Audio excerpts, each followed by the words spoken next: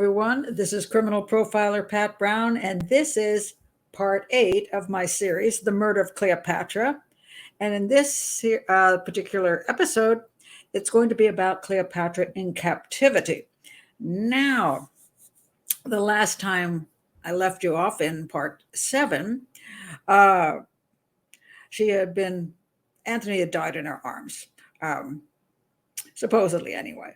And now that he is dead, Octavian is at the edge of the city, and he's going to come into the middle of Alexandria. He's going to go to the temple where she is hiding. Well, she's not so hidden. Everybody knows she's there. And she's locked herself in.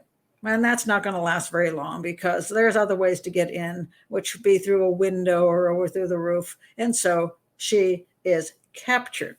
Now, is the story about how she was captured? Well, no, the story about how she's captured isn't so amazing. It's more the fascinating story about her captivity. Now, if you've been watching the Queen Cleopatra series on Netflix, they follow a lot of the traditional thinking on what happened to Cleopatra after she was caught. So what they say is this. Well, let me show you a picture of where she's at. So they say she's been taken to the palace, which appears to be relatively true. So she's moved from the temple to the palace, which leaves her under Octavian's command. And he's got his men there, and she is put somewhere in the palace. And the way Netflix shows her life in the palace in captivity is in this gorgeous room where she's got lovely, accoutrements and look, she can take a fabulous bath, and she can lay on this wonderful king-sized fantastic bed with all the pillows and all of that. Oh my, she's having a lovely time. She's at a hotel. And the reason they claim this is so is that Octavian doesn't want her to hurt herself. And he's already told her, I've got your kids. This is according to the show. I've got your kids. That would be her 2 children by Antony and his oldest son, and her son by Julius Caesar, those are the 4. And he's got them, supposedly. And now she's doomed. She's now trapped. She knows she's no longer going to be the pharaoh. But she tells those mean guys who captured her, don't you disrespect me because I'm a goddess. Okay. Like they care. So any rate, she's in Octavian's hands here. And supposedly she knows it's all over. So she believes the next thing that's going to happen is Octavian is going to take her to Rome and put her in the triumph, which is the way he gets his ego, stroked. He's going to walk through the streets, show her in captivity and in chains, and everybody's going to boo and throw things at her. And that's going to make him look good. Now, the funny thing is, they also say that he doesn't want to kill her because that would tick off the Egyptians, the Alexandrians. He's taking over their country. He doesn't want a problem. He wants to have a smooth transition. So he doesn't want to kill her. But he wants to take her to Rome and drag her through the streets and humiliate her instead and then imprison her there or kill her there. No, what? I mean, there are no telephones. Okay, there's no television, but I'm sure that then information is going to get back to Egypt that their pharaoh, their queen, was dragged through the streets of Rome, and that's going to make them happy?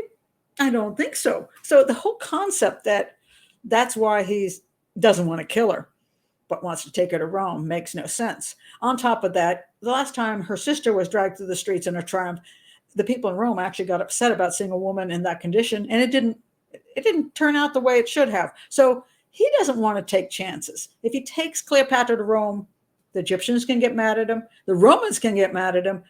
Hey, she could even escape somehow. And he doesn't want that. So no, he's not keeping her here and trying to keep her happy so she won't hurt herself so he can take her to Rome. And one of the most fascinating things about this is if he doesn't want her to hurt herself, he's going to keep control of her. He's not going to let her wander around with all kinds of objects, things to hang herself with, and knives to stab herself with, and whatever, always to kill herself. And he's not going to leave his men on the outside. He's going to have his men inside watching the heck out of her, or he's going to tie her up. I mean, that's how you keep people from hurting yourself. He doesn't care about her. He's not trying to make her feel good. Oh, I'm so sorry I have to do this to you. No, he will make sure she cannot do something to herself, period.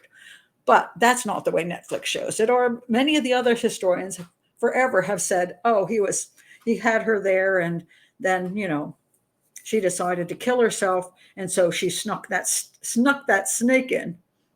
And of course, now they're saying poison because I got rid of the snake. So they don't use the snake anymore. But now she somehow gets poison in there because the guards are idiots. But I'm going to, part 9, I'm going to get into her actual death. Okay. But here I want to talk about her captivity. So is this what it looks like? I doubt it. And some of the artists over time and some of the stories are like, here she is, she's in captivity and she's begging him, oh, please don't be mean to me. And, all this kind of stuff. But what really happened? All right, let's look at a couple things. Let's look at what they say happened to her. And by the way, this is my book, The Murder of Cleopatra. You can find it in the link below. If you want all the details and all the supporting evidence, it is in the book. Okay? I can't do it all here. So at any rate, after Antony dies, she's supposedly, she's in the temple, but they say tomb. Now, what happens, they say? When she had thus got him in and laid him down after he dies, she rent her garments over him, beat and tore her breasts with her hands, wiped off some of his blood upon her face, and called him master, husband, and imperator. Her breasts were wounded and inflamed by the blows she gave them because of her grief and pain, for her chest was inflamed and lacerated where she had beaten it. What? Okay, let's look. Historically, there are times when women have gone down the street. It's usually a public display, and like, oh, my husband is dead. Rip their clothes and go like this and all that stuff. Here she is alone with just 2 handmaidens in the temple, or the tomb, as they want to say, and her husband dies. Now, this is the husband, by the way, I'm not so sure she's that madly in love with. He was a political husband. Yeah, okay, they got along sometimes, I guess. But is she like that bent out of shape about his death? More, she's probably angry that he died and that they couldn't get out of there, but that he died and it's her husband gone. It's another question. Because that's Cleopatra. She's not exactly a real romantic. So would she beat herself and put cuts all over herself and do all this damage to her body? I doubt it sincerely. She wasn't making a public display, and she's not that kind of woman. So I don't think she did that. I think he died and she went, oh, crap. And that's about it. But what's the reason they would say she had so much damage to her? And that's where it gets interesting. Now, all the writings from way back then, you got to take with a grain of salt. We don't know that everything is true, but I'm looking at it from what is more likely, profiling history as in, if we know the players, we know the circumstances, what is most likely to have happened. And this is a story that could just be a story, or it could be that there was a reason to say that she was brutalized. Why would that be? Because she was in captivity. Well, but hey, was it this kind of captivity where she got pillows to put behind her head and she could lounge about in her pretty clothes and take baths? Probably not. So let's look at what kind of captivity it really would have been. Now, we have a statement here in the book, which is from Plutarch. After a few days, she's in captivity now. She's over at the palace. She's under guard. After a few days, Octavian himself came to talk with her and give her comfort. Okay, Plutarch, really, he's giving her comfort. He's trying to convince her that he's not going to harm her, right? Okay, don't kill yourself. Okay, she was lying on a mean pallet bed. Oh, a pallet bed. You mean not this decorator thing you see in a fancy department store? You mean something laying on like a tiny thin mattress on a floor? Yeah, that's what she's actually lying on. That's what you call prison equipment. She's lying on a pallet bed, clad only in her tunic. She's not in her fancy clothes. She's in a tunic. In other words, one simple piece of cloth. prison clothing. Prison clothing, prison bed. But she sprang up as he entered and threw herself at his feet. Now, I doubt she did all that nonsense. Her hair and face were in terrible disarray. Why is that? Wasn't she supposed to be taking a bath and lying down on the pretty bed? No, her voice trembled and her eyes were sunken. Sunken. There were also visible marks of the cruel blows upon her bosom. In a word, her body seemed to be no better off than her spirit. Okay, if she has sunken eyes and her body is brutalized, now, again, we don't know that Plutarch's not just making up stuff, but she's in captivity. Is she being starved and is she being beaten? Why would this be true? Because if that's happening, he's torturing her. Why would he torture her? What's he getting out of it? Well, according to Netflix and a few other people, I mean, he just found those kids and then that was that. He had the kids. So why would he torture her? Well, because that's probably not what happened. Now, the two youngest children were with her somewhere around there, and he did get a hold of them and raised them himself. And it was kind to them because they were little kids and were in a problem. However, Antony's son, by his wife, his first wife. All right, let me tell you what happened to poor Antylus. All right. Now, remember that they're back in the temple, and they tried to say that she was just in that temple with just her handmaidens, but I'm going to guess she was there with her children. Okay, why not? Where were they going to be? Because she was supposed to be putting them on a ship and getting out of Egypt. Wouldn't you think she'd have the kids with her? So she had the two younger children and Antylus with her.